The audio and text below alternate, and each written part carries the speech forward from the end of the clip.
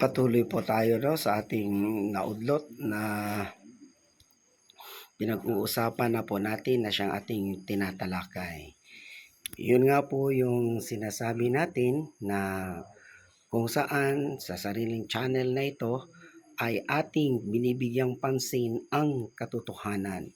Sa likod ng lahat ng mga nandun nakaharap ay tila baga nakamaskara na kailangang alisin ang pantakip upang maalaman natin kung ano ang tunay na anyo sa likod ng maskara. Ganon din naman po na kumbaga kung ating titignan at ating papakinggan kung ano yung nakapaloob sa mainstream media, ay nakakagulat na ang ibang tao at marami-rami pa rin ang siyang naniniwala na kung saan nakafocus, sabi nila, na ang nagnanakaw at masama ay ang ikapangalawang pangulo, na siya daw ang kurap, siya daw ang dapat na managot sa batas dahil inaalipusta niya at wala daw siyang galang sa batas. So yun po ang may nakakausap ako na nakakagulat na ganun. Kaya nga po sinasabi natin dito na ang pamagat ng channel na ito ay ang katotohanan ay siyang mangingibabaw. Kahit inyo mang takpan, kahit na iyo man itong tabunan, kahit na iyo man itong ilibing, subalit kapag ka ang katotohanan ay ginagawang kasinungalingan, malalaman at lilitaw ang katotohanan. Ito po ang The Truth Will Prevail channel, na kung saan ito na po ang personal sarili kong vlog upang ipaabot natin sa ating mamamayang Pilipino ang katotohanan, hindi kagaya ng mainstream media na nagpapalabas at ating napapakinggan at napapanood na kung saan taliwas sa tunay na kaganapan at pangyayari ang inyong napapakinggan at naririnig. At yun nga, kinakondisyon ang utak ng mga tao at doon ifino-focus sa iisang tao na siyang may sala, na siyang gumagawa ng kabalastugan, no? Kumbaga, pagnanakaw, samantalang yung totoong nagnanakaw na kahit na hindi lang million, hundreds of millions, billions, and hundreds of billions, kung hindi trilyones na po ang nawawala sa kaban ng bayan, ay hindi napagtuunan ng pansin o hinahabol kaya ng batas, at kahit ni isang kaso ay wala para sa kanila dito. Sinasabi nga na i-impeach o meron ng probable cause na ika nga ay i-impeach dahil may nakikitang anomaly o mga discrepancies sa pinakaunang pangulo ng ating bansa. Yun ay kung matutupad at mangyayari din naman, at kung may mahanap din naman kaya tayong hustisya. Pero subalit sinasabi nga natin na ang katotohanan ay yun ating paniniwalaan na mangingibabaw higit sa lahat. It will prevail. So dito po ating nakikita kaya tayo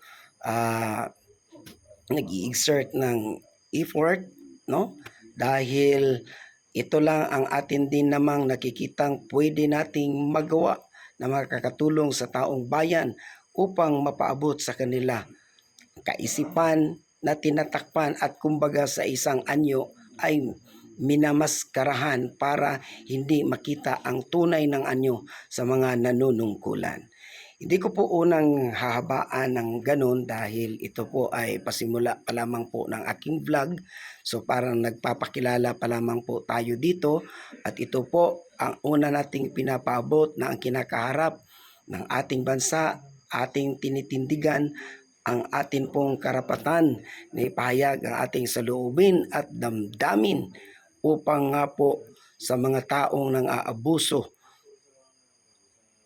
atin pong ipinapaalam, dahil ang ating bansa ay nanganganib sa kuko ng mga kurap na mga opisyal, sa kuko na komunismo, sa pagnanakaw, no? Maging sa narcotics na ayaw natin darating ang panahon na nalulustay na at bangkaruta na ang pundo ng taong bayan dahil nga po sa dami ng mga napakalaking halaga na nawawala sa kabangbayan na kung patuloy nating hahayaan ito ay tunay nga po na ang magsasuffer o maghihirap at mas maapektuhan ay ang atin pong mga susunod na saling lahi, ating mga anak, ating mga apo at sa susunod pa na mga henerasyon. Kaya ginigising po natin sa pamamagitan ng tunay na pagkakaalam dito sa ating programang The Truth Will Prevail. Dito po ang inyong abang lingkod na maghatid sa inyo sa tunay na mga kaganapan, magtatalakay sa atin pong kalagayan ng ating bansa.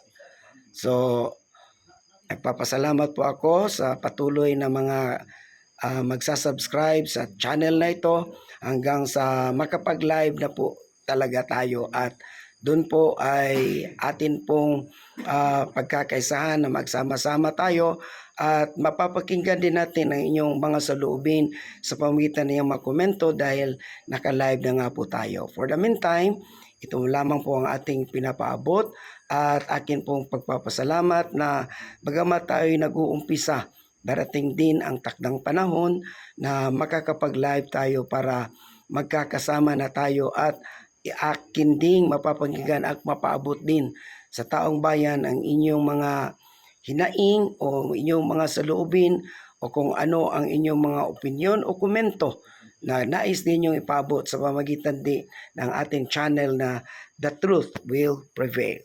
Naway tulungan tayo at gabayan ng Diyos sa atin pong programa, sa atin pong inaasam na darating ang panahon na makapag-live po tayo. So, God bless us all, and as I commit and entrust everything unto God, every incidents and circumstances that we have been facing for, that it is a great challenge for those people who will take a stand for the truth that will prevail, and the truth will set us free.